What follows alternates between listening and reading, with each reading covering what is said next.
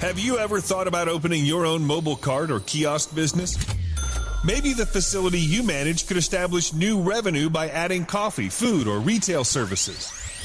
Cart King International can be the answer to your needs. Cart King is a North American designer and manufacturer of the finest mobile coffee, food, and retail carts and kiosks. Cart King has been working with clients and corporations across North America for 20 years, providing innovative designs, custom manufacturing, and timely delivery. Carts and kiosks are fun, and so are the dozens of designs on our website. Please visit us today at www.cart-king.com or just call us at 1-877-986-7771 and get your sales rolling. If you find yourself in need of legal representation, it can be a very stressful time in your life. In my career, I have dealt with thousands of lawyers, I've dealt with thousands of law firms, and I can confidently recommend to you Keith M. Davidson at kmdlaw.com. Available 24 hours, 7 days a week. Just log into kmdlaw.com. That's kmdlaw.com. Or you can call toll-free 833-4KMD-LAW. That's 833-4KMD-LAW. Personal injury, wrongful death, STDs, sexual assault, car accidents. They handle it all efficiently and professionally. It doesn't matter how imposing the opposition may be, because the team at kmdlaw.com are battle-tested and fierce. They will not stop until justice prevails. Go to kmdlaw.com or call toll-free 833-4KMD-LAW. If you're in for the fight of your life, stop screwing around and contact KMD Law. PureSoapFlakes.com, 218-568-2525. Have you ever heard of Castile Soap? Pure Soap Flake Company handcrafts fine soap bars, laundry powder, and concentrated soap flakes using organic vegetable oils from their northern Minnesota facility. Bathe your body and wash your clothes with Pure Soap products that are free of fragrance, GMOs, palm oil, sodium lauryl sulfate, and synthetic additives. Keep it clean, folks. Pure Soap Flake Company products are kind to living creatures and sensitive skin, safe for drains and waterways, and work great in high-efficiency washers and top and front-loading machines. They have a little promotion going on. Contact them to order some soap. Mention the Opperman Report. You're going to get a free gift. They're going to send a little extra soap, travel size, soap bars and laundry soap, cleaning soap flakes. I've been using that stuff all day long today. Great stuff. Order today at puresoapflakes.com or give them a call, 218-568-2525, 218-568-2525. Pure Soap Flake Company is a proud member of the Handcrafted Soap and Cosmetic Guild. The Opperman Report is brought to you by Aquadam.net. You can give them a call at 707-764-2119. A flooded home is never easy to deal with. You're left with the mess to clean up, the insurance companies to deal with, and not to mention all the memories, the precious memories that are lost in the flood. You can never replace those. And Aquadam can be a tool in your arsenal to protect your home and property from the floodwaters. The cofferdam is filled with water to control water and is reusable as long as it's taken care of. It can protect your home or business from rising floodwaters like a dam, but without the beavers. It can also be used in construction. If you need an area to be dewatered, an Aquadam can do the job. An Aquadam was used at SeaWorld in Orlando for the Mako roller coaster ride during the coaster's construction by dewatering the work area. An Aquadam is now dewatering the work area at San Antonio SeaWorld for their newest roller coaster ride. An Aquadam has been used in many construction projects all around the U.S. and all around the world. Now give Aquadam a call, 707-764-2119. You can look them up online at aquadam.net. You can find them on Facebook at Aquadam Inc. You call them up, you email them, you tell them Ed Opperman sent you, and they're going to take 10% off the price. Aquadam.net, 707-764-2119. It's the Opperman Report. Join digital forensic investigator and PI Ed Opperman for an in-depth discussion of conspiracy theories, strategy of New World Order resistance, high-profile court cases in the news, and interviews with expert guests and authors on these topics and more. It's the Opperman Report. And now, here is investigator Ed Opperman. Okay, welcome to the Opperman Report. I'm your host, private investigator Ed Opperman. You can find me at Opperman Investigations and Digital Forensic Consulting through my website, emailrevealer.com. If you like today's show, check out our members section where we have all kind of exclusive content at oppermanreport.com. And as always, Our archives are free at Spreaker.com. You can go there, sign up for free, get an email notification anytime we put up some new content. And many of the contacts, the subjects we're going to be talking about today with our guest, Joan Renner, involve these kind of cases we'll be talking about today. So, Joan Renner, are you there? I am. Thank you so much for coming on the show. Now you are part of this group here, Deranged LA Crime Network on Facebook, right? Right. Well, actually, I am Deranged LA Crimes.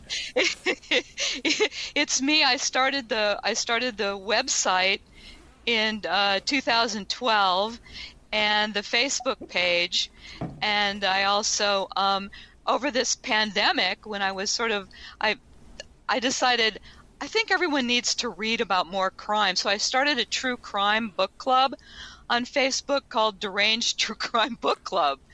And we just finished reading The Stranger Beside Me by Ann Rule. And we're going to meet on Zoom on Sunday to discuss the book. So yeah, I'm sort of deranged. I am the group behind Deranged LA Crimes. Yeah, I thought you were. Okay, so tell us about yourself, though. Who's Ann Renner?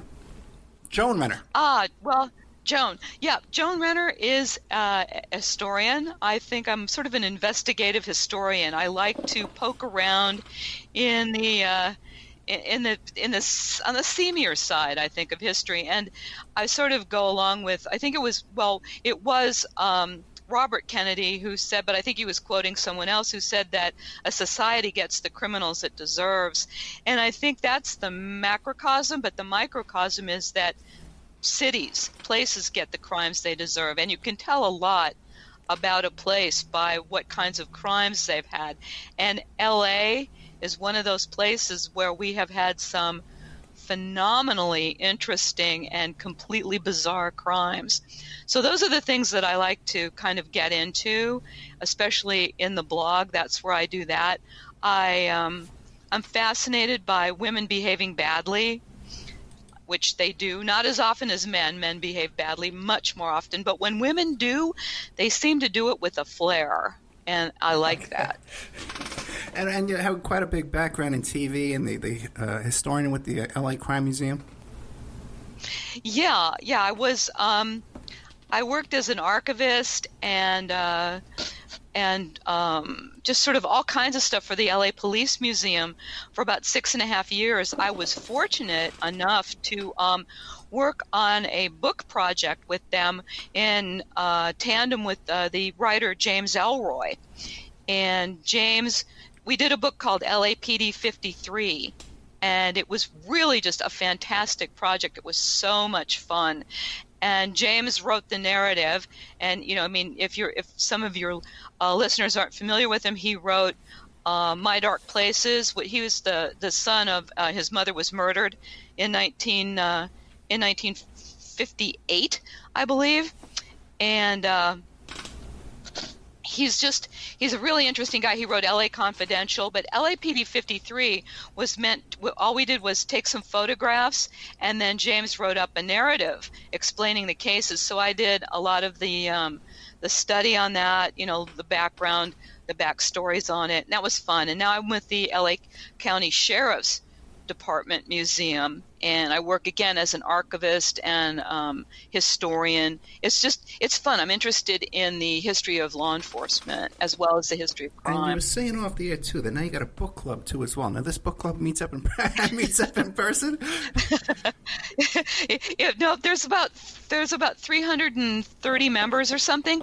So we don't, but we're going to have our first ever Zoom meeting on Sunday. And if anyone's interested, if they've read Ann Rule's The Stranger Beside Me, sort of a classic in true crime about Ted Bundy, whom she knew and worked with on a suicide hotline in Seattle, they can join in. The information is either at the Deranged True Crime Book Club on Facebook, or I think I posted something on my website, Deranged LA Crimes. But yeah, it's fun. I like to see people get engaged. I like to hear what they have to say. Before this pandemic, after this is done, I'll continue to work with a true crime bus company. We give tours, And I always learn so much from people who join the tours. I mean, it's just a constant learning experience. They'll have a different take on something. I love that. I like the exchange. Which tour? Scott? Yeah, it's called the company's called Esoteric, and they do they have tours other than crime tours. I do some of the crime tours. They also do architecture, public space kind of tours, but I participate in some of the crime tours, the Black Dahlia tour, and others. And we get on a coach class bus and go around to some of the crime scenes and just places connected to certain crimes. I find it hugely fascinating. I love doing it. I've been doing it for maybe 10 or 12 years. I really like it. And again, I like interacting with the people who get on the bus. You know, they self-select. They're already crime geeks like me, so that's cool. Or they wouldn't be on the bus in the first place, unless they have a boyfriend or girlfriend who sort of, or a spouse who got dragged, forced them kicking and screaming under the bus. But I think they usually end up enjoying it, even the people who are reluctant at first, because it's not just, grisly crime stories. What it is a look at. We try to put things in context, so people get an idea of, when a crime was committed, what else was going on? What were there contributing factors? What was the world like? And that's what we do with the Black Dahlia tour. What did post-war Los Angeles look like? Who inhabited it? And why could such a crime take place here? And why didn't it really happen someplace else? So all that I find interesting, but I like the interaction with the people on the tours. I miss that. During the pandemic, I've missed that a lot. That's funny because a while ago, about 7 or 8 years ago, I booked a bunch of those tour guides, because they were such great guests. They knew all the topics so well. They could talk. They didn't mind. There was no stage fright, that's for sure. Oh, heck no. I even had Frank Collada, who was from the mafia guy in Las Vegas. Yeah, right, the hitman. Yeah, the hitman. Yes. And he did his own tour in a limousine. Imagine getting in a limo with that guy going on a tour there. What are you thinking, Yeah. Oh, no, something I think I'd like to do. Yeah, he's a good guy. He's a good guy. Now, deranged L.A. crimes. Out of all before we even get to that, now you're spending a lot of time thinking about all these murders and these crimes and stuff like that. Does it have any kind of negative effects on you?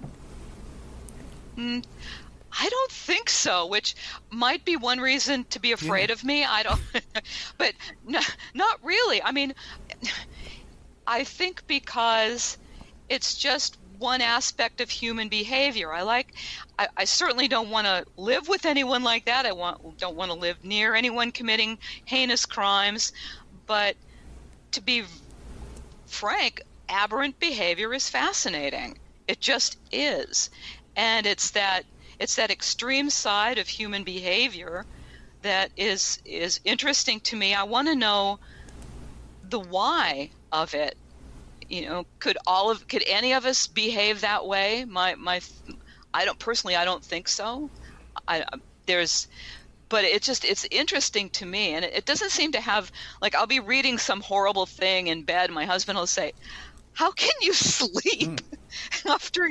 And it's just, I don't know, because I find it intellectually interesting and emotionally interesting, but it doesn't seem to. I don't know. I'm supposed to get the truth of it. You'd have to ask some of my closest friends to see if they notice anything off with me. I know what you're saying, because as a professional, when you're working on a criminal defense case, you can kind of detach yourself and even see some good in some people that are really horrible people. You see a different side of them. But I got to tell you, I think I have a lot of PTSD from just even doing this show. Somebody who's women trafficked and stuff like that, abducted and doing stuff. Whoosh, it can get brutal. Now, out of all the deranged crimes in L.A., which one are you the most fascinated by? Oh, there's so many. There's one. I've started to write a book on this one. I wrote one other book. It was a companion book. It's called Aggie. Well, what is it? No, I'm blacking out. Anyway, I did I curated an exhibit, a photo exhibit at the Downtown Central Library on one of my favorite reporters from LA history, Aggie Underwood, and So there's a lot of she was a reporter from the late 1920s until her retirement as city editor of the Herald in 1962, I think it was, and she worked on pretty much every major crime case in Los Angeles. She was a general assignment reporter, but she seemed to specialize in crime stuff, and that really resonates with me. So I really am fascinated with her, and she did so many great crimes. And one of the crimes, and I started a book. I've written a bunch on this case, but I've started a book on it. It happened in 1935, and it's called the Rattlesnake Murder. And this is just really off the hook.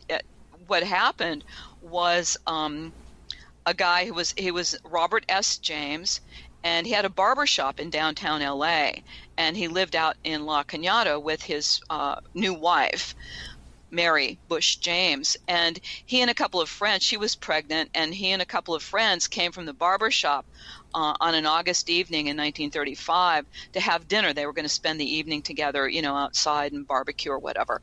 And when they arrived, the house was dark, and they didn't see her. They called out her name. They couldn't find her. Finally, when they went around to the backyard, they had a fish pond in the back, and they found her body there. She was lying sort of face in the fish pond, and it appeared that she'd fallen and drowned in the fish pond.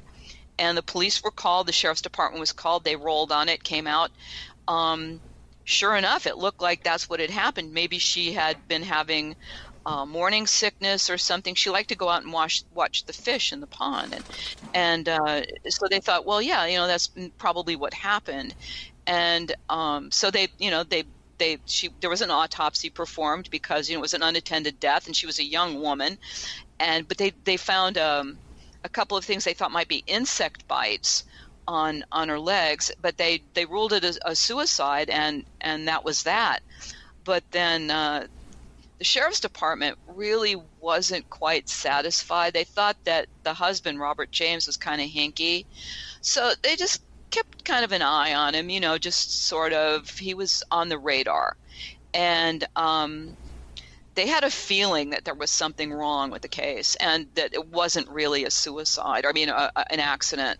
And so what they did was they thought for sure, he got caught up in some insurance scam thing, and he just didn't seem to be able to stay out of trouble. Nothing major, just minor stuff. But what they did was they entered the apartment. He was living in a bungalow with his niece, and they entered the bungalow while the niece and Robert were out one day and put a wire in there. And what they were hoping is that if it was a murder and he'd had anything to do with it, they were hoping for maybe, he'd say something, he'd give something away. What they ended up finding out was that he was having an incestuous relationship with his niece. This just totally blew their minds. They busted him. They came in, they came in through a window that they had greased earlier at one of those sash windows. They'd greased it so it wouldn't make any noise. They came in, busted the couple in bed, and dragged him off for 3 counts of incest. So meanwhile, there's a guy, his name is Charles Hope, and he's a short order cook, not exactly a raging alcoholic, but close. And he's drinking in a bar one night, and he's telling the guy on the stool next to him about this murder that he was involved in. He said, yeah, it was a beautiful blonde, and there were rattlesnakes, and the guy on the next stool is thinking, oh boy, this is a live one. And then later he reads in the newspaper something about a beautiful blonde who died, maybe kind of mysteriously. So he takes it to a friend of his in the DA's office, and he says, I don't know that there's anything here, but you might want to look into it. So that sort of gave them the first,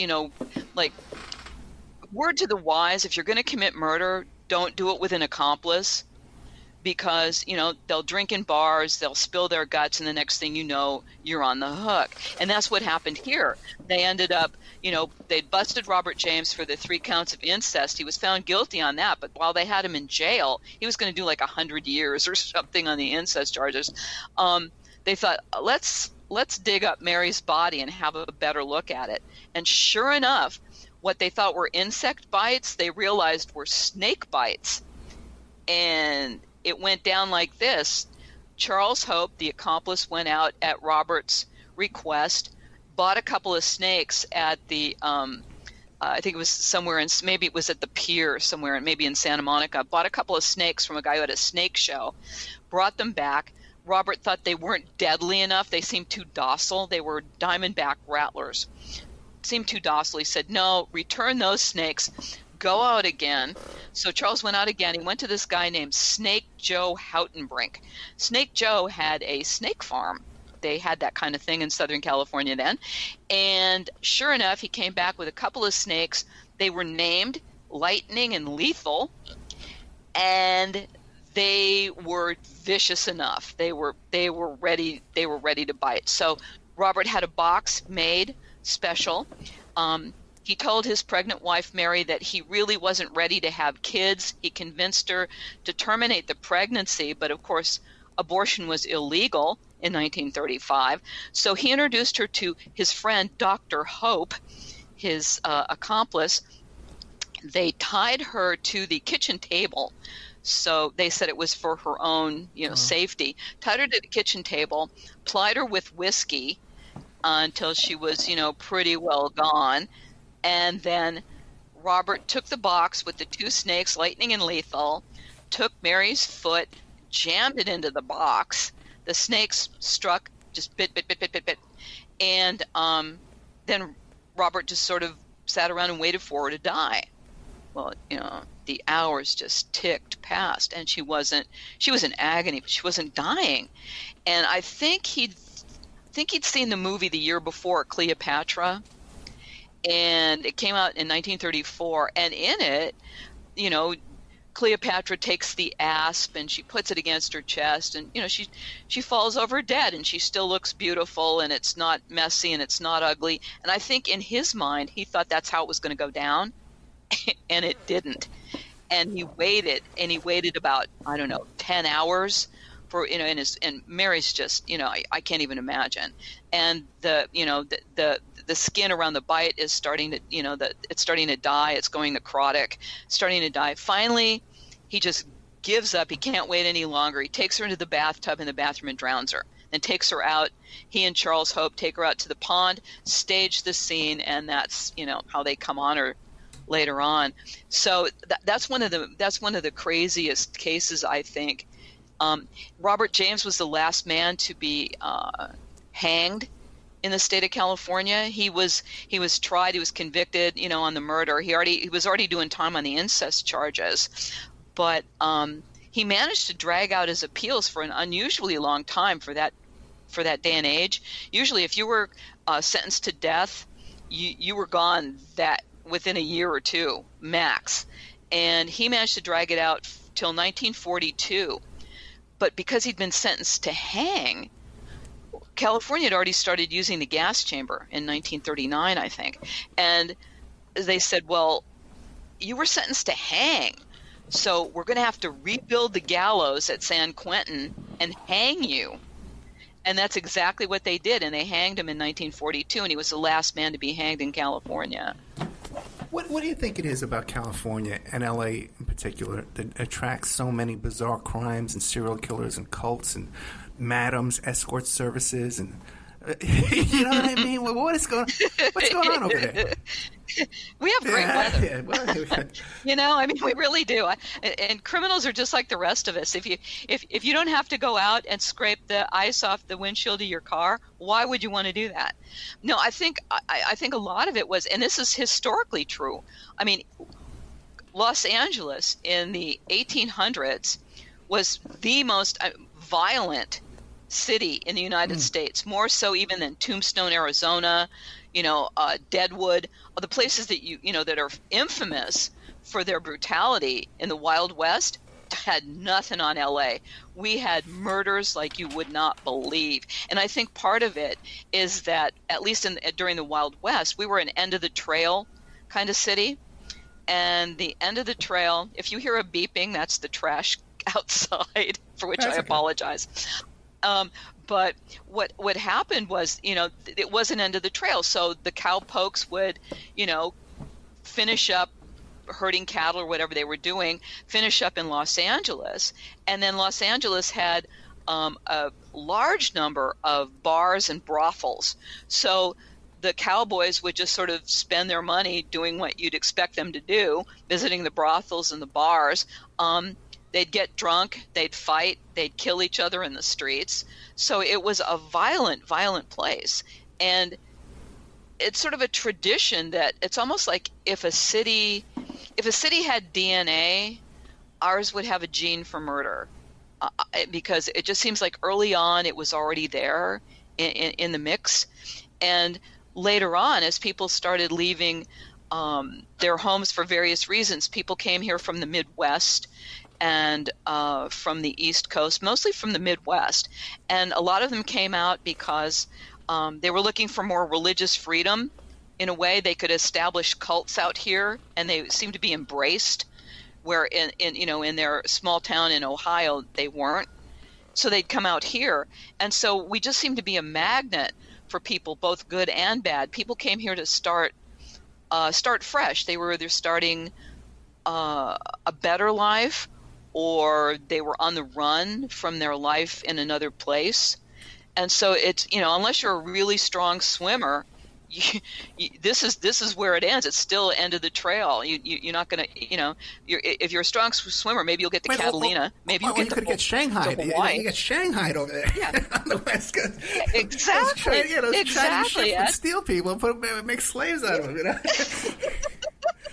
It's so true. And exactly. So for some reason, we just had this pool of people, and some of them were, mostly they're pretty normal, but when we had people misbehaving, they're pretty spectacular.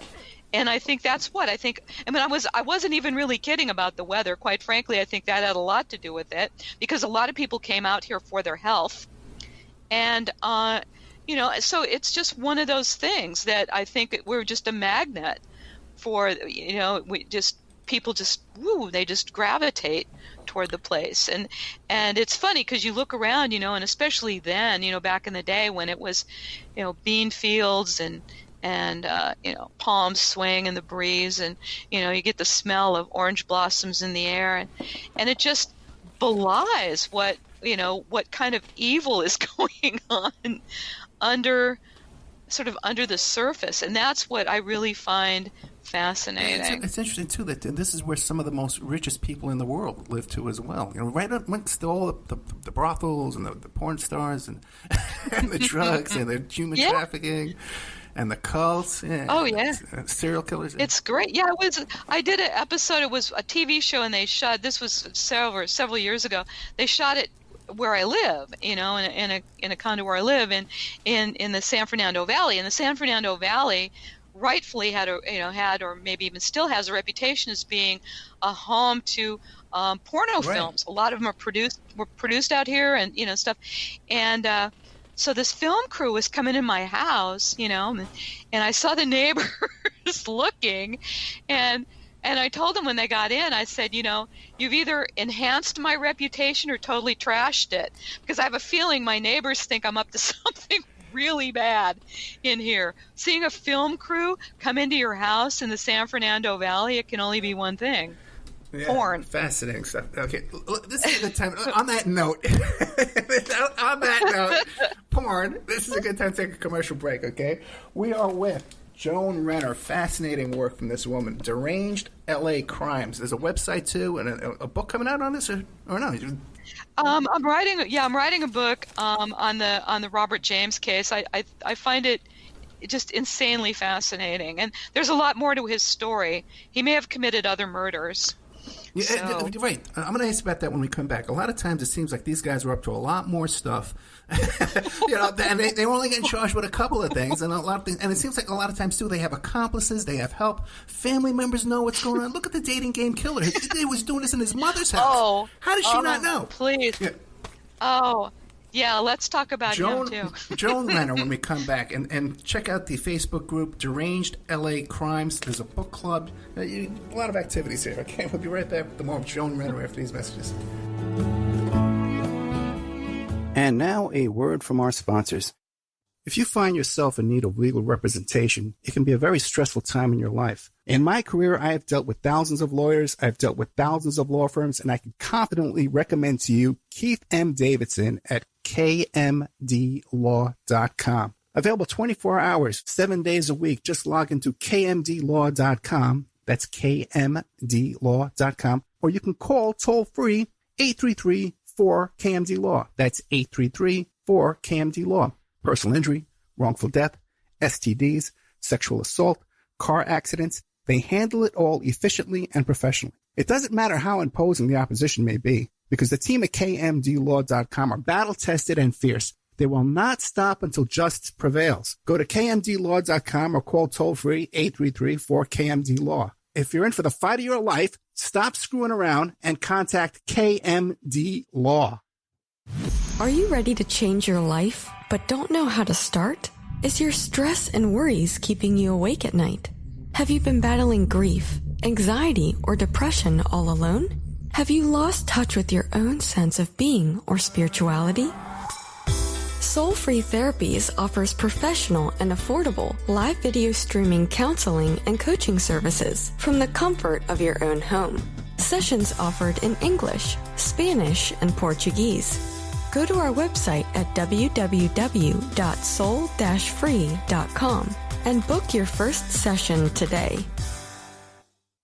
The Opperman Report is brought to you by Aquadam.net. You can give them a call at 707-764-2119. A flooded home is never easy to deal with. You're left with the mess to clean up, the insurance companies to deal with, and not to mention all the memories, the precious memories that are lost in the flood. You can never replace those. And Aquadam can be a tool in your arsenal to protect your home and property from the floodwaters. The cofferdam is filled with water to control water and is reusable as long as it's taken care of. It can protect your home or business from rising floodwaters like a dam, but without the beavers. It can also be used in construction. If you need an area to be dewatered, an Aquadam can do the job. An Aquadam was used at SeaWorld in Orlando for the Mako roller coaster ride during the coaster's construction by dewatering the work area. An Aquadam is now dewatering the work area at San Antonio SeaWorld for their newest roller coaster ride. An Aquadam has been used in many construction projects all around the U.S. and all around the world. Now give Aquadam a call, 707-764-2119. You can look them up online at aquadam.net. You can find them on Facebook at Aquadam Inc. You call them up, you email them, you tell them Ed Opperman sent you, and they're going to take 10% off the price. Aquadam.net, 707-764-2119. PureSoapFlakes.com, 218-568-2525. Have you ever heard of Castile Soap? Pure Soap Flake Company handcrafts fine soap bars, laundry powder, and concentrated soap flakes using organic vegetable oils from their northern Minnesota facility. Bathe your body and wash your clothes with Pure Soap products that are free of fragrance, GMOs, palm oil, sodium lauryl sulfate, and synthetic additives. Keep it clean, folks. Pure Soap Flake Company products are kind to living creatures and sensitive skin, safe for drains and waterways, and work great in high-efficiency washers and top and front-loading machines. They have a little promotion going on. Contact them to order some soap. Mention the Opperman Report. You're going to get a free gift. They're going to send a little extra soap, travel size, soap bars and laundry soap, cleaning soap flakes. I've been using that stuff all day long today. Great stuff. Order today at puresoapflakes.com or give them a call, 218-568-2525, 218-568-2525. Pure Soap Flake Company is a proud member of the Handcrafted Soap and Cosmetic Guild. It's the Opperman Report. And now, here is investigator Ed Opperman. Okay, welcome back to the Opperman Report. I'm your host, Private Investigator Ed Opperman. We're here today with Joan Renner. She's with the Facebook group and website Deranged LA Crimes. You can catch her on Independent Discovery. She's on there all the time. Deadly Women. She's a part of the Museum of History of Crime in LA, and also My Dark Places. So now we were talking right before the break. It seems that so many, especially these serial killers, like Ted Bundy, even he admits in some of his interrogations, he says, well, there were other people involved. It seems like he had help, too, in his escape and, on the run. A lot of these guys, it seems like they had accomplices, but the police don't want to touch that. Where do you land in that observation? I think a lot of times, I don't know. I think Ted Bundy, I don't know that he really had any accomplice in his crimes. I think it was something he preferred to do alone. I think he had such a strange pathology. The things he did were so evil and so that sometimes he didn't even want to talk about them. I don't know that he had shame. I don't think that was it. But there are others who have accomplices. Well, there are some serial killer couples, for instance, like in LA here, I think it was in the 1980s when we were like, talk about being a magnet for evil behaviors. We had serial killers. They estimate there maybe have been maybe about 30 active serial killers working in Los Angeles. And now, depending on who you believe, there are varying wildly numbers about how many serial killers are at work in the U.S. today. The numbers vary from 30 in the contiguous United States to something like 3,000. I doubt 3,000 very much, but for a city and a county of Los Angeles to have possibly 30 serial killers at a single time working, we had them working at the same time. There was a story that I just love. It's probably apocryphal, but it kind of shows what we were dealing with here. The story goes something like there were. This isn't like two guys go into a bar. This is a story where there were two serial killers. They're out at a remote location in Los Angeles, on a hillside or something, and it's late at night, early in the morning, still dark. There's one already there in a car. Another one arrives, and they each are there to dispose of a victim. They make eye contact, and they sort of nod in acknowledgement. I know why you're here. You know why I'm here. And then the one who arrived last drives off to take his victim someplace else to dispose of the body. And as wacky as that sounds, I'm not convinced that it didn't happen, because we had literally several serial killers simultaneously at work in Los Angeles. And serial killer couples, for instance, we had the Sunset Strip killers, and it was a couple, Doug Clark and his female accomplice, whose name escapes me for the moment. But they were here. They were picking up women and killing them, decapitating them. It's so odd. It's the same thing Doug Clark was doing in Vietnam in the Phoenix program when they were doing over there terrorizing the not surprising. Well, and of course, like in the 70s and 80s, that was a stereotype, was the completely whacked out murderous Vietnam vet. Sometimes it was true, mostly it wasn't. But another one of our serial killers, one of the more famous ones, Richard Ramirez, the Night Stalker, not the original Night Stalker, but the Night Stalker. He was, I think, about 13 years old. His cousin Mike was a Vietnam vet, and Mike literally killed his own wife. I think he shot her to death in front of Richard. And Richard was he got some of her blood on him, and he was already a weird kid. He was escaping abuse at home by sleeping in a nearby graveyard. So he's already kind of an odd kid. And then this happens, and he's at 13, this is when you're really, I think, coming into, what your sexual fantasies are, how you're going to form those things and move into adulthood.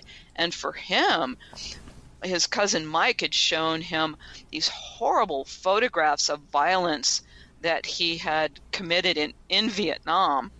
And then he shoots his own wife in front of Richard. So Richard had this confused idea of, like a lot of serial killers seem to do, about the intersection between sex and death. And that's, even though he didn't act on it then, later on, his first victim was a little girl, a 9-year-old girl in San Francisco. And he wasn't busted on that one. He was already in prison on death row for the other murders he committed in L.A.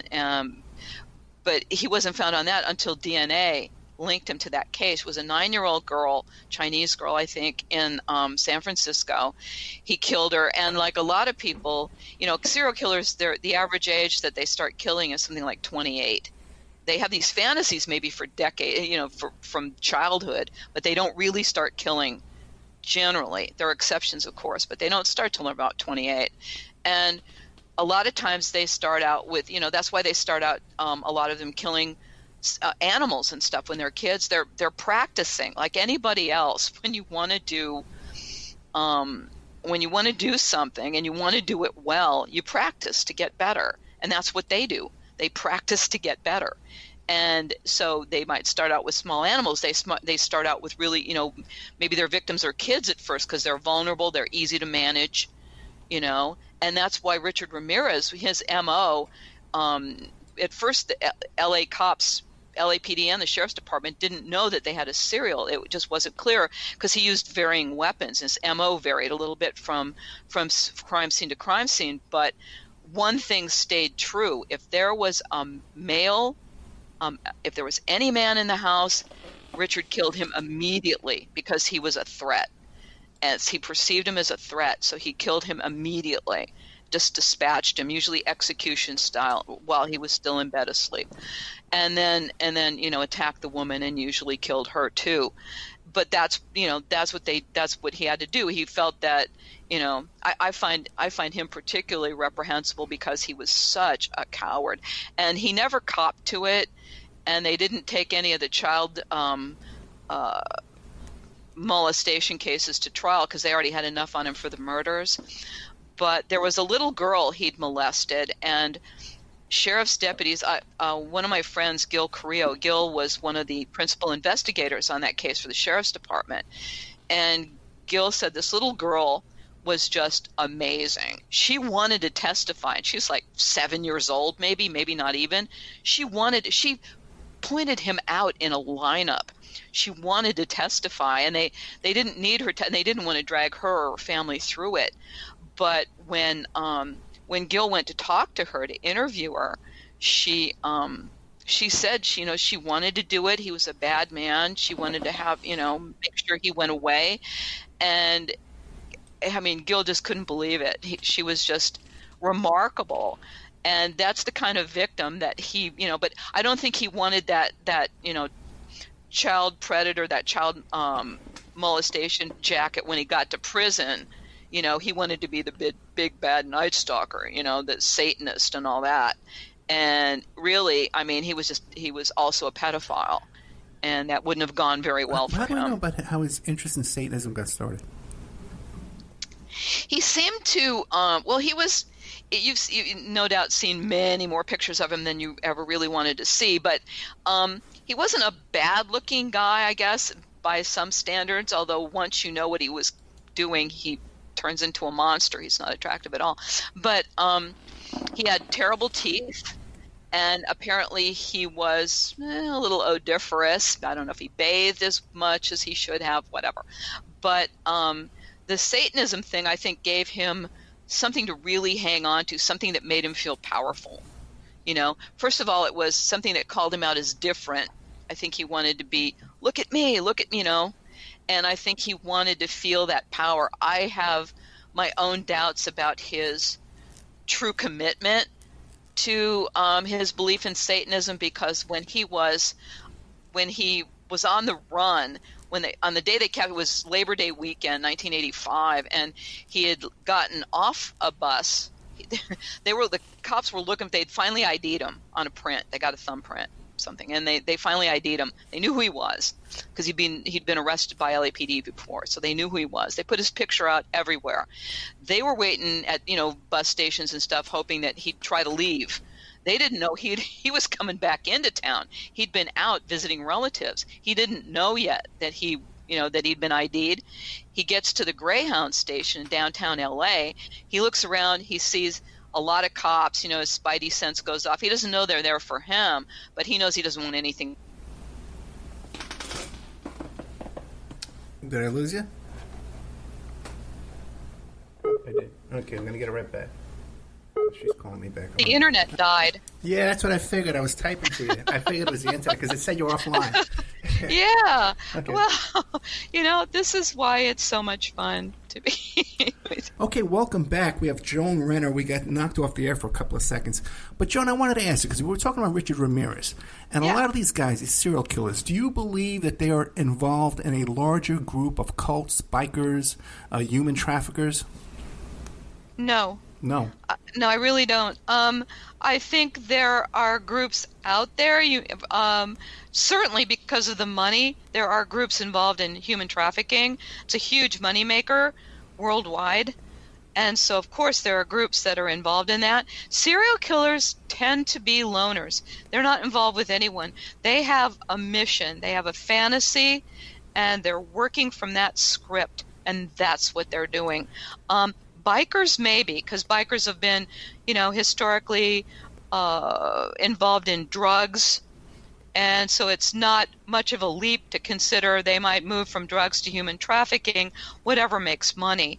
Serial killers are a whole different breed. They usually work alone, sometimes in pairs. Usually, if it's a couple of them, it's usually a man and a woman, but not always. There have been cases here, of course, where it was two men. Bittaker and Norris, the toolbox killers, two men working together to kill women, and so. But they have a very specific scenario that they're playing out, and they're working to perfect it. So they're not distracted by these other things. It's not about the money for them. It's completely different. It's completely different. What about the work of Maury Terry? I'm not familiar. Really? Ultimate Evil? With No. the Son of Sam cult, the Process Church of the Final Judgment? I think I know of that, but no, I don't. Maybe I do, and I just didn't know the name. But yeah.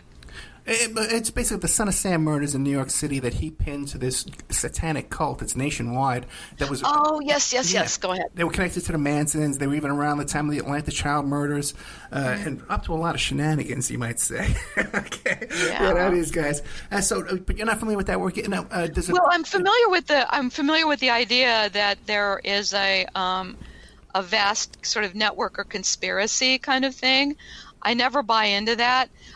Benjamin Franklin said it first, but my favorite person who said it was Sonny Barger, who was the president of the Oakland chapter of the Hells Angels. He said that two people can keep a secret if one of them is dead. So that's my theory on conspiracies. They're unlikely. Even the mafia, who started out being able to keep a secret probably better than any other organization, abandoned that notion, in the early 60s. So I think these conspiracies, people love conspiracies. I enjoy them. I think they're intellectually kind of fun. They're like puzzles, but they don't resonate as true for me. You bring up Benjamin Franklin. What do you make of those bones they found under his house? That's a very good question. And the Hellfire Club and the Lunar Society and all the stuff he was up to. Yeah, well, he was a man with hobbies, let's say. But again, maybe that was his person who couldn't keep a secret, those bones. But yeah, I think that conspiracy theories never really ring true for me. I think I think there's just the notion of it's really kind of fascinating and interesting, but I can't. Conspiracies just don't work for me. Like I said, people can't keep a secret. How many times has someone said to you, okay, now I heard this, but don't tell anyone else. Hello. Well, yeah, but goodbye, conspiracy. Yeah, but in the case of the Son of Sam, it's not a secret. There's books, there's movies, there's series, there's all kinds of stuff about all this information. And all the victims all agree with Maury Terry's work. What about? Do you hear about these?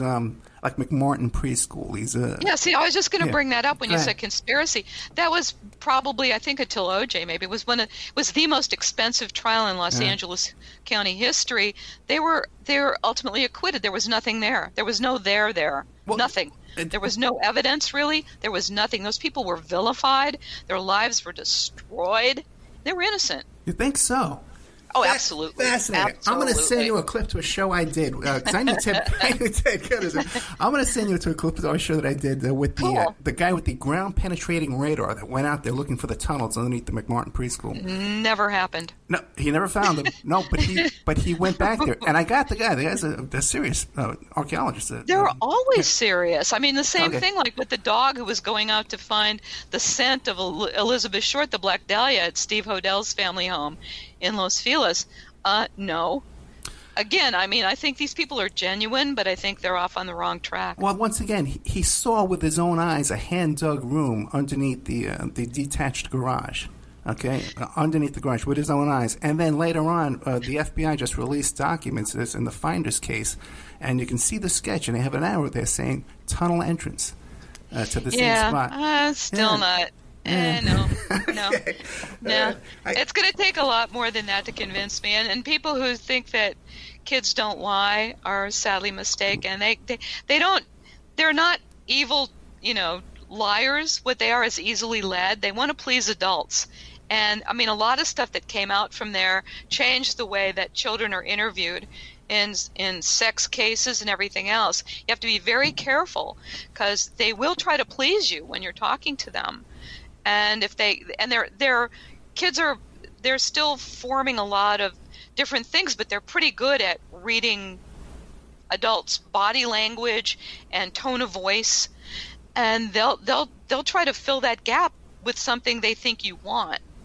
And so it's some tricky stuff. So you endorse the work of the false memory syndrome? Oh yeah. Oh really? Fascinating. Okay. Have you ever met those guys? No, but I think false memories are just like when people, when everyone, especially when they were doing all those hypnotizing things and all this other stuff. And why was everyone who went through that a queen in Egypt or an Egyptian king? Or no one's ever just the poor grunt tilling the fields. So when you go through all that past life stuff and everything. No. Show me someone who recalls their life, as a dirt poor farmer.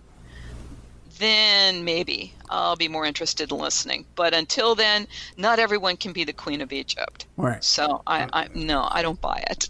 So wait, so you don't buy any kind of hypnotism? You don't. Well, yeah, I do. I mean, as a tool. But the past life stuff. And I mean, I think I think people will cling to a false memory. There was the woman who committed suicide. Was it Janice Knowlton, who wrote a book about the Black Dahlia case saying her father did it? She was one of the Daddy Did It books that came out. She ultimately committed suicide. She was mentally unstable. I think that whoever published her book took cruel advantage of her mental condition. Her father definitely did not kill Elizabeth Short, nor did Steve Hodell's for that matter. But she had these memories. I think traumatized people, damaged people can concoct memories to help them deal with their pain. I think it's human nature. You want to put a Band-Aid on it. And when it's a physical wound, you bind it with something. When it's an emotional wound, you find another way to cope with it or to heal it. Well, the thing is, we have 1 minute left. What do you want to leave us with? Oh. Goes fast, right? Yeah, I think that, it went so fast. I just want to leave you with be careful out there. It's not nearly as scary anymore as it was. Crime rates are down now to near, I think, historic lows. We have a tendency to perceive ourselves as less safe than we really are, despite everything that's going on in the world. But I think if I had any message, it would just be aware, be kind to each other, stop the nonsense, and embrace a new day. I think we're on the dawn. I think we're at the dawn of a new day. I'm not sure how it's going to look, but I think it's going to be better. I'm sort of the eternal optimist, despite my work. I'm very optimistic about things. Joan Renner. The Facebook page is called Deranged LA Crimes. You could find her too. She has a book club. Thank you so much, Joan Renner. Thank you so much, Ed. It was really a pleasure speaking to you. Good night. Night. And now a word from our sponsors. Emailrevealer.com. People ask me all the time, hey Ed, are you still a private investigator? I sure am. Go to emailrevealer.com. We handle adoption investigations, infidelity investigations, where you give us your spouse's email address. We trace it back to online dating websites, catch them cheating online. Email tracing, locate or identify somebody from as little as an anonymous email address. Someone owe you money? Back child support? We can find that deadbeat, locate his hidden assets, locate his hidden bank accounts, find his current place of employment, and even assist you in obtaining a judgment and recover that judgment for you. Emailrevealer.com. Digital forensics, computer forensics, cell phone forensics, recover deleted text messages. Create a report that you can use in court. Emailrevealer.com, 800-572-9762. The Opperman Report is brought to you by Aquadam.net. You can give them a call at 707-764-2119. A flooded home is never easy to deal with. You're left with the mess to clean up, the insurance companies to deal with, and not to mention all the memories, the precious memories that are lost in the flood. You can never replace those. And Aquadam can be a tool in your arsenal to protect your home and property from the floodwaters. The cofferdam is filled with water to control water and is reusable as long as it's taken care of. It can protect your home or business from rising floodwaters like a dam, but without the beavers. It can also be used in construction. If you need an area to be dewatered, an Aquadam can do the job. An Aquadam was used at SeaWorld in Orlando for the Mako roller coaster ride during the coaster's construction by dewatering the work area. An Aquadam is now dewatering the work area at San Antonio SeaWorld for their newest roller coaster ride. An Aquadam has been used in many construction projects all around the U.S. and all around the world. Now give Aquadam a call, 707-764-2119. You can look them up online at aquadam.net. You can find them on Facebook at Aquadam Inc. You call them up, you email them, you tell them Ed Opperman sent you, and they're going to take 10% off the price. Aquadam.net, 707-764-2119. Have you ever thought about opening your own mobile cart or kiosk business? Maybe the facility you manage could establish new revenue by adding coffee, food, or retail services. Cart King International can be the answer to your needs. Cart King is a North American designer and manufacturer of the finest mobile coffee, food, and retail carts and kiosks. Cart King has been working with clients and corporations across North America for 20 years, providing innovative designs, custom manufacturing, and timely delivery. Carts and kiosks are fun, and so are the dozens of designs on our website. Please visit us today at www.cart-king.com or just call us at 1-877-986-7771 and get your sales rolling. If you find yourself in need of legal representation, it can be a very stressful time in your life. In my career, I have dealt with thousands of lawyers, I've dealt with thousands of law firms, and I can confidently recommend to you Keith M. Davidson at kmdlaw.com. Available 24 hours, 7 days a week. Just log into kmdlaw.com. That's kmdlaw.com. Or you can call toll-free 833-4KMD-LAW. That's 833-4KMD-LAW. Personal injury, wrongful death, STDs, sexual assault, car accidents. They handle it all efficiently and professionally. It doesn't matter how imposing the opposition may be, because the team at kmdlaw.com are battle-tested and fierce. They will not stop until justice prevails. Go to kmdlaw.com or call toll-free 833-4KMD-LAW. If you're in for the fight of your life, stop screwing around and contact KMD Law. PureSoapFlakes.com, 218-568-2525. Have you ever heard of Castile Soap? Pure Soap Flake Company handcrafts fine soap bars, laundry powder, and concentrated soap flakes using organic vegetable oils from their northern Minnesota facility. Bathe your body and wash your clothes with Pure Soap products that are free of fragrance, GMOs, palm oil, sodium lauryl sulfate, and synthetic additives. Keep it clean, folks. Pure Soap Flake Company products are kind to living creatures and sensitive skin, safe for drains and waterways, and work great in high-efficiency washers and top and front-loading machines. They have a little promotion going on. Contact them to order some soap. Mention the Opperman Report. You're going to get a free gift. They're going to send a little extra soap, travel size, soap bars and laundry soap, cleaning soap flakes. I've been using that stuff all day long today. Great stuff. Order today at puresoapflakes.com or give them a call, 218-568-2525, 218-568-2525. Pure Soap Flake Company is a proud member of the Handcrafted Soap and Cosmetic Guild. Are you ready to change your life, but don't know how to start? Is your stress and worries keeping you awake at night? Have you been battling grief, anxiety, or depression all alone? Have you lost touch with your own sense of being or spirituality? Soul Free Therapies offers professional and affordable live video streaming counseling and coaching services from the comfort of your own home. Sessions offered in English, Spanish, and Portuguese. Go to our website at www.soul-free.com and book your first session today.